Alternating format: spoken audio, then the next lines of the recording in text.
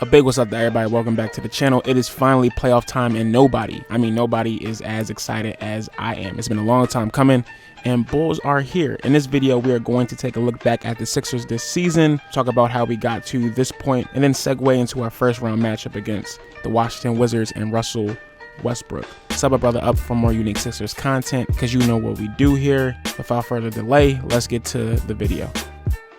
What a season, dog. Like, straight off the bat, shout out to the Sixers for finishing first in the East after their piss poor performance last year. Nobody, and I mean nobody, had them ending the season first, not even I. So we got to give Bulls their props. I already went in, gave him my own heartfelt congratulations to the squad, specifically the duo of Ben and Joe. You can check out the actual post on my Instagram, but I'm just so proud of these Bulls for defying the odds and giving the middle finger to everyone who said they were going to be mediocre this year. Us against the world, dog, straight up. So diving into the actual numbers, the Sixers finished with the best record in the Atlantic Division at 49-23, the third best overall record in the NBA. They also won 68% of their games this season. To put that in context, since the Ben and Joe show first came together during the 2017-2018 year, 3 out of the 4 seasons, they have won at least 61% of the games each season. That is not easy to do. What does that say? That they can win together. They can and do win together. Your boy Benny 1 Point is a top 3 defensive player of the year candidate, and Joel the Process Embiid is a top 3 MVP candidate going into the playoffs. Do y'all understand how extremely fortuitous and lucky that actually is? Many teams don't even sniff a 6-man, and we have 2 players who are competing for 2 of the top individual awards in the league, and neither are 28 years old. Come on now, bro. Like, we need to start putting respect on our team, especially how young our 2 leaders are and how they're still massacring the league. Come on now, bro. Now, I would more likely say that all of this change occurred with a change in mindset of our 2 players, of our 2 stars, but the credit must be, or some credit must be given to the actual new management who came in. Shout out to Doc and Daryl for changing the culture, Elson Brand for bringing them in. I also got to give shouts out to Dwight Howard and Danny Green having veteran championship presence on this team. So looking at the Sixers stats themselves, we have a few numbers I want to talk about just to give you a impression on how beastie this team is. These are the finishing totals for our squad. On offense, we were 5th in net rating, we were 3rd in fast break points, 5th in second chance points, 3rd in mid-range field goal percentage, 3rd in free throws attempted / free throws made, and 5th for plus and minus. On the defensive side of the ball, which is our actual bread and butter, we killed it even more. 1st in steals per game, 2nd in blocks per game, 2nd in defensive rating, 4th in opponent second chance points, 5th in points allowed, 2nd in forced turnovers per game, 4th in opponent field goal percentage, and 4th in points off turnovers. This team is a top 3 defensive team and a top 10 offensive team. These are the type of squads who win championships, or at the very least compete for championships. We are past the mediocre phase of this franchise. We are coming for chips. All right, so off the bat, let's get into some player grades for the 2021 season. I'm only going to talk about the actual starting 5 along with our 6th man, because I'm definitely not going through the whole roster. First up, you got Joel, A+. There's not really much to say there. MVP candidate, the process, yada yada yada. Ben Simmons, I give him a A- / B+. The Bulls sacrifice for his team, and the fact that he's a defensive player of the year candidate at his age speaks to what he did this season. Now, of course, we want him to be more offensively inclined, more offensively aggressive, but he definitely deserves to be up there. So A-, B+. Tobias Harris, I'm giving him a solid A. He stepped up big time this year after selling out in the bubble playoffs. He had his best overall game this season, scoring career highs in points per game. Danny Green, giving him a solid A. Did his job, veteran presence, corner 3 specialist. I believe he's the whole top corner 3 shooter in the league percentage-wise. Put some respect on Danny Green's name. Shout out to the Laker fans who said he was going to be a bum. You were wrong. Steph Curry, I'm gonna give him a solid B. He wasn't as automatic as I would have liked to. I assumed that he was going to actually take the JJ Redick role, especially with Joel Embiid going off of dribble drive handoffs. He wasn't as, sharp shooting as we wanted him to be, but, he played his role to a T. His actual inconsistency could have been because of the virus that held him back about 2-3 months into the season, because prior he was actually putting in work, right? So I'm still giving him a B. Shake Milton, our sixth man, give him a solid B. This inconsistent, given more of a responsibility role on this team. And you already know, the bull is still young. Second round pick thrown into the fire, he will be fine. But I'm gonna give him a solid B. And for the bench, a solid B themselves.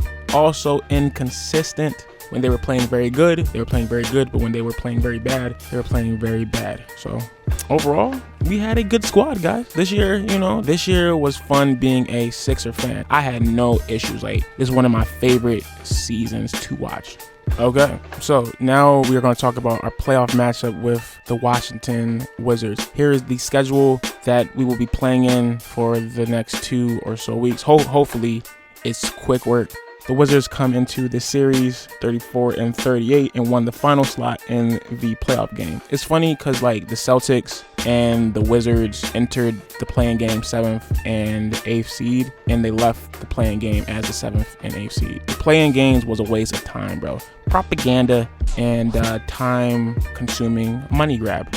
Whatever. Looking at Washington's stats for the season, I was trying to only pull up top 5 stats.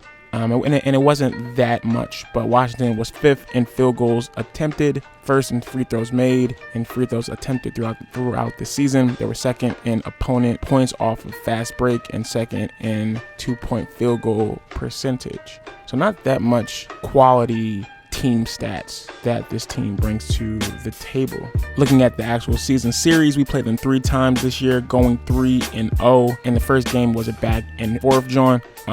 It was the first game of the season, so not really too much to actually say here. Second game, a shootout. This was the game when Bradley Beal went off against our team, and we still were able to get the W. The third game, a blowout on our end. Ben didn't even play that game. So that speaks to the amount of talent we have compared to Washington. Washington still has some injuries that they are dealing with. And overall, other than Bradley Beal and Russell Westbrook, they're just basically a young team. A young team with a few scrappy vets. A few storylines to watch for going into the series. The first one, of course, Russell Westbrook being Mr. Triple-Double. It's a shame that we're going to have to put a damper on his parade, but it is what it is. Also, I definitely had Washington getting into the actual playoffs when the season started. So shout out to me for getting it right, even though not everybody, but a lot of folks was, disrespecting Russ. And I was like, nah, the ball, bring a team to the playoffs. Now, yes, it looked a little bleak during the season most times when the Wizards were being trashed. Second storyline, Bradley Beal. If we lose this series, the Ben for Beal hype train will continue to go to higher elevations and extents. And third, my biggest storyline is watching Ish Smith and Raul Neto, former 76ers, getting playoff rotation minutes for the Wizards. See, them boys are good, despite popular opinion. So how do the Sixers beat the Wizards? Obviously stopping Westbrook and Beal. So the whole question is, who do you want to stop? Is it Westbrook, who is the offensive facilitator, the whole Iron Man of the team? If so, common thought would suggest building a wall around him as he drives to the hoop, kind of like how Bulls do with Ben. I'm more so thinking they actually may try to shut down Beal and let Russell Westbrook beat them by himself, which I don't think is possible with the trash around him and Beal. So another goal the Sixers should have is limiting the Wizards' attempts at the free throw line. So trying not to foul the pesky guards final verdict on the series. I got the Sixers winning in 5 games. I really want the sweep, but the Sixers will probably sixer and give up at least 1 game. I feel like Bradley Beal will go off in at least 1 game back at home in Washington. Regardless, the Sixers are dangerous this year and should take no more than 10 games to get to the Eastern Conference Finals. Once again, it should take no more than 10 games in total. Eastern Conference Finals or bust, and I'm gonna stick to it. The chip is wide open this year with everybody being hurt. New teams, new schemes, right? If there was a time where we could get a chip, it would be now. We are healthy for the first time. Well, Joel is healthy going into a playoff situation for the first time in his career. Last year, he averaged 30 and 13 against Boston, and that was without Ben. I am so excited. I cannot wait. I have a feeling that the Sixers have karma on their side this year. It is time, bro. No more excuses. This is the 4th year of the Ben and Joe show, the Ben and Joe partnership. We need to start producing. And I mean, Bulls have, right? But it's time. Get over the hump. We have the pieces, the players, the coaching staff, the upper management in place. It's going to come down to Ben and Joe. Show up, y'all. And I kind of think, Bulls really is, because Joel and Ben have a lot of things to prove. Fair or not, justified or not, Bulls got to produce. So those are my thoughts on the Sixers going into the postseason. The Wizards finna be light. Hopefully that doesn't come back to bite us on the butt. But let me know what you think of the Sixers this year. Were you surprised at their first place ending? Before I leave, this is my last time that I'm going to remind you guys about my raffle giveaway. We are going to have it on Monday, the day after the Sixers' first game. That is the 24th of this month. So go to my Instagram page if you are interested in being a part of the drawing. You still have time to do that. I'm giving away 3 items. I want to thank everybody for pulling up and listening to A Brother Think. Like, comment, share, subscribe with a Sixers fiend if you feel so inclined. As always, them Bulls are mad because the process worked. My name is Cain, and I will see you next time. Peace.